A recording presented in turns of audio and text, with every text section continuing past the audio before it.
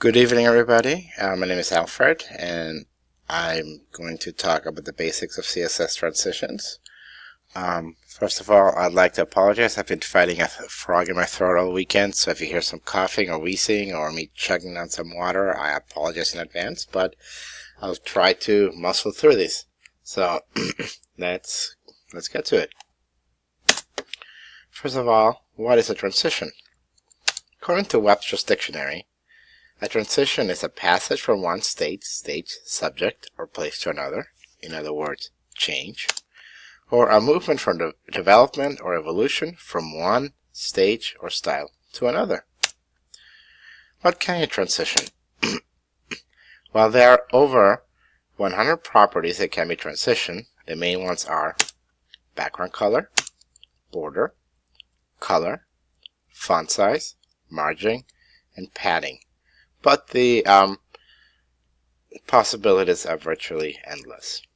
Why would you want to use CSS transitions? Well, CSS transitions open up creative opportunities that allow us to provide for a smooth transition instead of an abrupt change, provide a way to control the speed of the change and/or animations, and allow for greater freedoms to customize a page.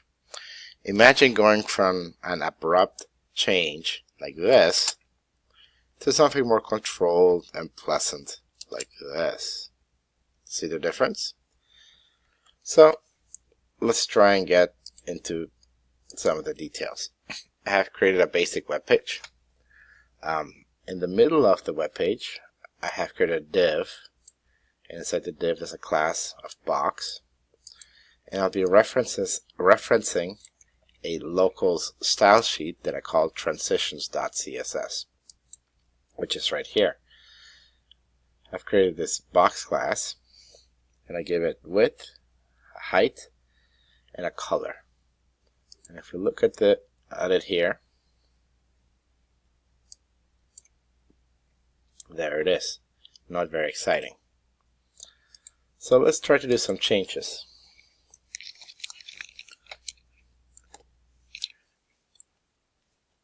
First of all, let's specify what we're going to change. So with the transition properties, and we're going to change the width, the height, the background color. Now I'm going to reference this box class again, and then I'm going to hit colon and specify how the change is going to take effect. You can activate it with a mouse click, but I'm going to use the hover function. Maybe a little bit more pleasant to see. Alright. So we're going to change the width to 500 pixels. I'm going to keep the height the same, and you'll see why in a moment. I'm going to change the color though to blue, since I'm a huge Dodger fan and baseball season is upon us. So we go back to HTML, and you'll see that as soon as I hover my mouse over the box, it changes both size and color. You also notice that it's a very abrupt change. As soon as I move it, it happens. Right. We can change that, but first of all, if you know you're going to change everything, you can actually shorten this to all, and you'll know that you're going to change your width, height, and color. Alright, so we're going to add a transition duration. This you specify in either milliseconds or seconds. Usually, for a web page, you're working with milliseconds, but we're going to use 3 seconds here just to hopefully we can see better what's going on. So again, before I do a refresh, as soon as I move my mouse, hover my mouse, see the change. Now we're going to do a refresh. You'll notice that now the change is more gradual and kind of more pleasant. The color also gradually changes over 2 seconds. Alright. The next thing we're going to do, we're going to add a delay. Again, this is in seconds or milliseconds. I'm going to do 2 seconds here. Now, the difference between a duration and delay, duration is how long the transition is going to take place. In this case, 3 seconds. A delay is the time it's going to take for the transition to start. So, before I added a delay, as soon as I hovered my mouse over the box, the change would start. But now, if you notice, we have to wait 2 seconds, and then it starts.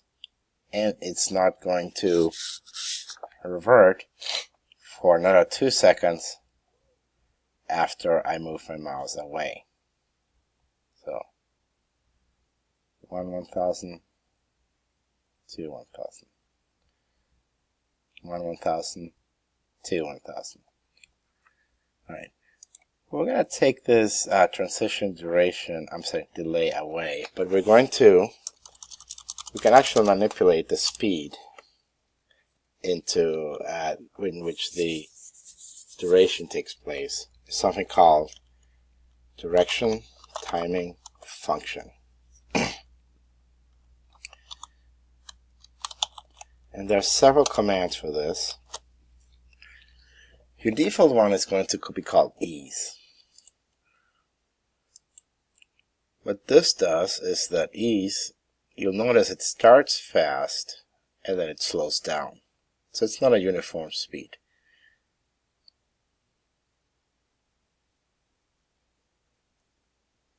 If we want a more uniform speed, we would change this to linear.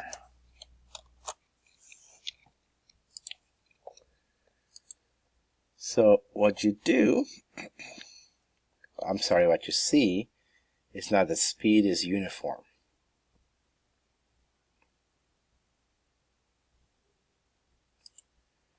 You have another option. A few other options like ease in. Again, refresh. Ease in starts slow, but then picks up speed.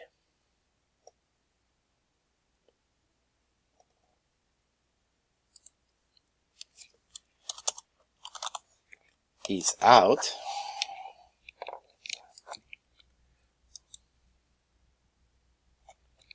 is the opposite.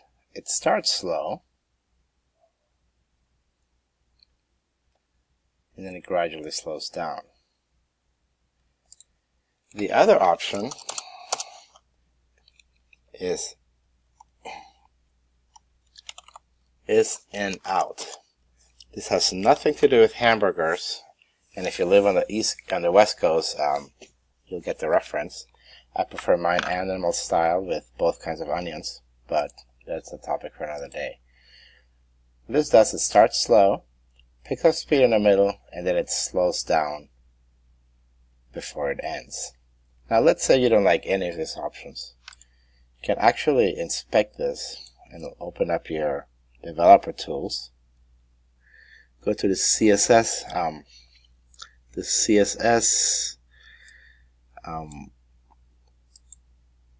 part here, and you see where it says ease in and out. You can actually click on it, and you'll get this toolbar that'll customize the speed any way you want. And you can play with it. Let's try that. Right. Then you can click out of that, and you can actually copy and paste this. So you copy it, and you paste it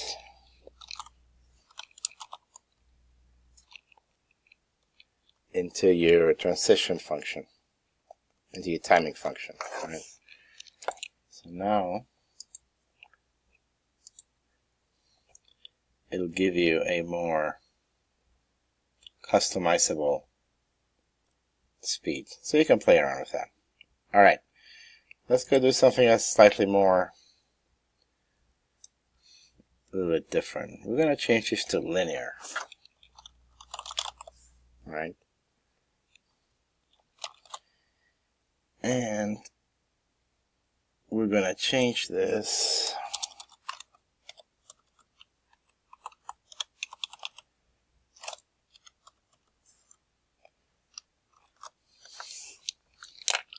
like that. So now instead of just elongating, it'll actually grow. Let's make it a bit faster for 2 seconds.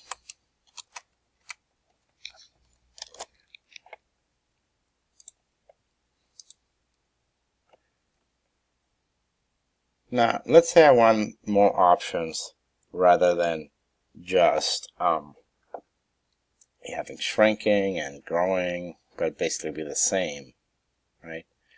So we're going to try something different here. We're going to add a transform element here. And we're going to have it rotate. And let's try rotating it 360 degrees and see what happens. Right?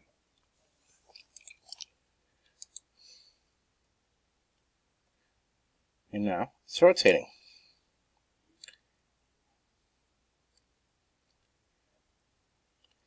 Alright. This has been a brief introduction into CSS transitions. I hope you learned to play with this, and thank you for watching my video.